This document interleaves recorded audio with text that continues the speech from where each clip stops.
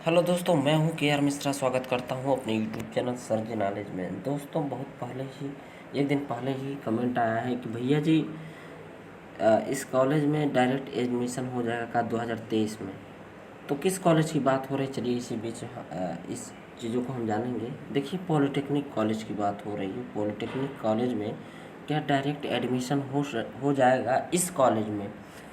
देखिए, आप किसी भी कॉलेज में हो, पढ़ना एडमिशन लेना चाह रहे हो, तो ये वीडियो को जरूर देख लीजिएगा। सबसे पहले बात करते हैं कि इस कॉलेज की किस कॉलेज की बात हो रही है।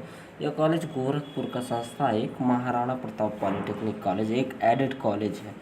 चलिए हम बताते हैं कि एडमिशन का प्रोसेस क्या होता है। उसके बाद हम बताएंगे कि किस किस कॉलेजों में डायरेक्ट एडमिशन आप ले सकते हैं। अगर आप एग्ज़ाम नहीं दिए हैं, एंट्रेंस एग्ज़ाम, फिर भी आपका एडमिशन हो जाएगा। तो चलिए पहले प्रोसेस को जान लेते हैं। दोस्तों, सबसे पहले आप एंट्रेंस एग्ज़ाम देते हैं। एंट्रेंस एग्ज़ाम के बाद आपका होता है काउंसलिंग की प्रक्रियाएं होती है। जो ही काउंसलिंग होता है उसके बाद आपको कॉलेज होता है, अलॉट होता है कॉलेज।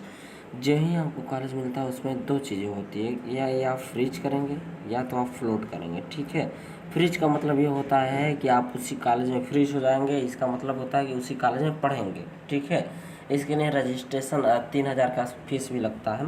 आप जब कराएंगे तो होगा।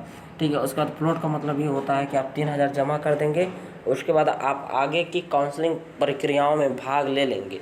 फ्लोट का मतलब ये होता है कि आप आगे भाग लेंगे। अगर आपको आगे कॉलेज मिल जाता, आगे बेहतर कॉलेज मिल जाता है उससे, तो आप उसमें एडमिशन ले सकते हैं। नहीं तो ये वाला कॉलेज भी आपका रखा रहेगा। लेकिन इसका भी एक नियम होता है, उसको अगले वीडियो में हम बताएंगे कैसे क्या होता है। फ्रीज फ्लोट के बारे में थोड़ा बृहद वीडियो है, तो उस पर टॉपिक ज़्यादा है, तो कहीं ना कहीं उसका एक प्रॉपर वीडियो बनेगा। उसके बाद आपका एडमिशन हो जाता है किसी भी कॉलेज में। ये होता है एक प्रोसेस होता है जिसके थ्रू आप पॉलिटेक्निक कॉलेजों में एडमिशन लेते हैं। ये बात होती है गवर्नमेंट और एडेड पॉलिटेक्निक कॉलेजों में। लेकिन प्राइवेट कॉलेजों में इतना इसका रूल का फॉलो नहीं होता है। प्राइवेट कॉलेजों में डायरेक्ट एडमिशन हो जाता है। अब बात करते हैं एडेड कॉलेजों में, यानी MP Maharana Pratap polytechnic college में हो पाएगा डायरेक्ट एडमिशन कि नहीं। तो दोस्तों, मैं साफ़ सुथरा कह दूं कि अगर आपका सोर्स नहीं है किसी भी टीचर या वहाँ के प्रिंसिपल से किसी भी तरीके से, ठीक है, वैसे तो न के बराबर ही समझिए, क्योंकि डायरेक्ट एडमिशन ऐसे किसी का होता नहीं है। सीधा सीधा मैं आप बता दे रहा हूँ, डायरेक्ट एडमिशन नहीं होता है। लेकिन अभी आगे अगर आपका कहीं सोर्स है, आंतरिक सोर्स है, कोई पहुँच है, तो हो सकता है, ऐसा हो जाता है। लेकिन स्पॉट काउंसलिंग का भी एक प्रक्रिया भाग आता है, जिसमें आप ये होता है कि स्कॉलरशिप नहीं आता, स्पॉट काउंसलिंग बोला जाता है, जिसमें ये होता है कि जहाँ जहाँ सीट खाली है उसका एक लिस्ट जारी होता है, तो उसमें आप जाके एडमिशन ले लेते हैं। तो डायरेक्ट एडमिशन का ही एक हिस्सा है, जहाँ एमपी पॉलिटेक्निक में भी होता है, हर कॉलेजों में होता है, चाहे वो गवर्नमेंट हो चाहे एडेड हो। वो स्पॉट काउंसलिंग के जरिए जाने वाले बच्चों को स्कॉलरशिप नहीं आता है। अगर आपको स्कॉलरशिप भी चाहिए, सारी फैसिलिटीज़ भी चाहिए, तो आपको काउंसलिंग के थ्रू ही जाना चाहिए।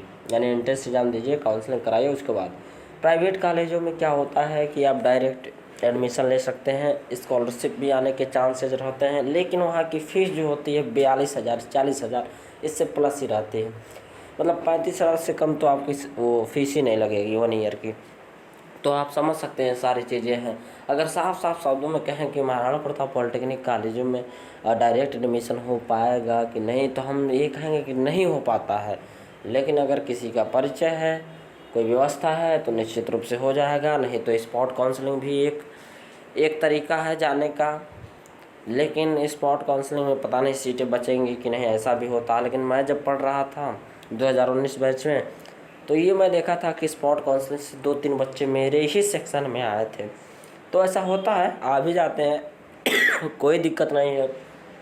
बस अगर आप पॉलिटेक्निक करना चाहते हैं तो मैं बताऊंगा कि आप प्राइवेट, एडेड या गवर्नमेंट किसी भी कॉलेज से पढ़ लीजिए, कोई मायने नहीं रखता है। केवल मायने रखता है कि आप पॉलिटेक्निक किए हुए हैं, यही मायने क्यों रखता है। चाहे आप सरकारी फॉर्म भरेंगे तब भी सॉरी, थोड़ा तबीयत ख़राब है, फिर भी आप लोगों को वीडियो प्रोवाइड करा रहा हूँ। सरकारी कॉलेजों में पढ़ने से, चाहे प्राइवेट चाहे एडेड अर्ध सरकारी कॉलेज में पढ़ने से कोई बेनिफिट नहीं होता है। बस यही बेनिफिट है आपका कि फ़ीस कम लगता है। आगे चलकर कोई इसका फ़ायदा नहीं होता है कि आप चाहे प्राइवेट सेक्टर में आए चाहे गवर्नमेंट सेक्टर में आए, कि आप किस कॉलेज से पढ़े हैं इसका कोई महत्व नहीं है, कोई भी महत्व नहीं है।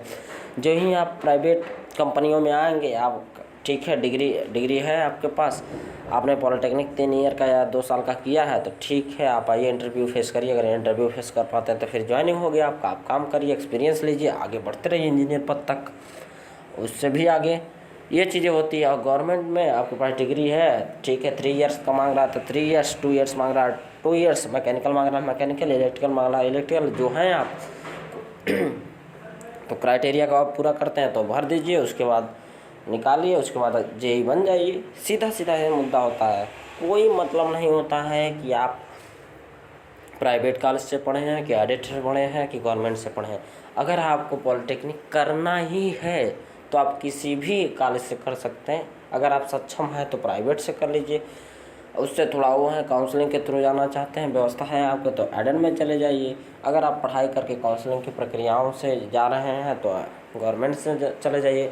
फीस के लेकर क्राइटेरिया को हम बता दे रहे हैं। थोड़ा गवर्नमेंट कॉलेजों में लमसम 12,000 रुपये लगते हैं।